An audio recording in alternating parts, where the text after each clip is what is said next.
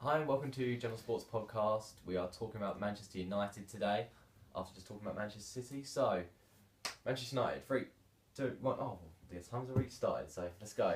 Okay, so we've got with Manchester United. They've obviously Moyes is gone. Louis van Gaal is the manager. Well, that's a great move in this. That's like buying a new player, isn't it? Well, to be honest, it shows you the power of the media.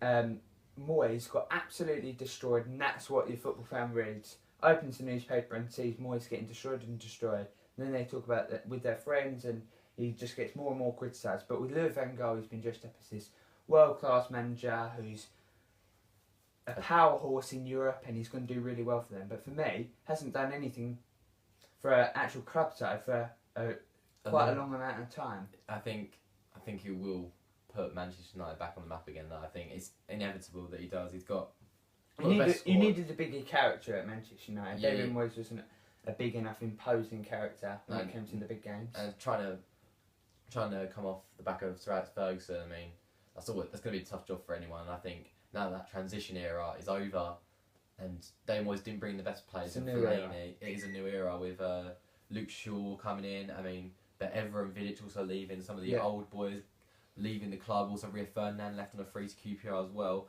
Herrera in centre midfield, really Herrera good. and Shaw, so we'll move on to them. Luke Shaw, a lot of money for him.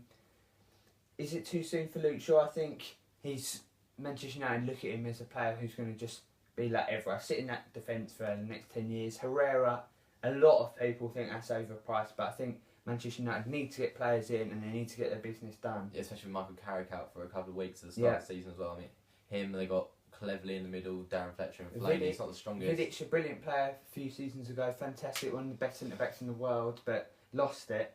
Hummels have been linked with. I think that's a possibility, but I'm not sure Borussia Dortmund want to sell either. Marco Reus, another player linked with Manchester United, but I'm not sure they want to sell either. But where do you think?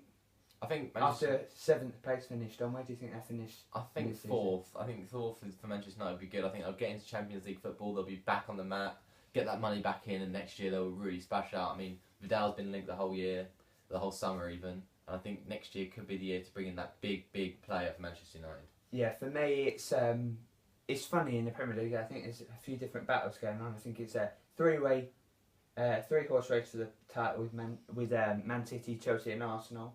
And then I think it's a 3-horse race for 4th place with Everton.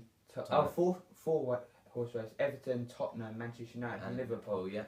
For me, Manchester United get 5th. 5th place. I think Tottenham 4th. There you go. See you in the next video, guys.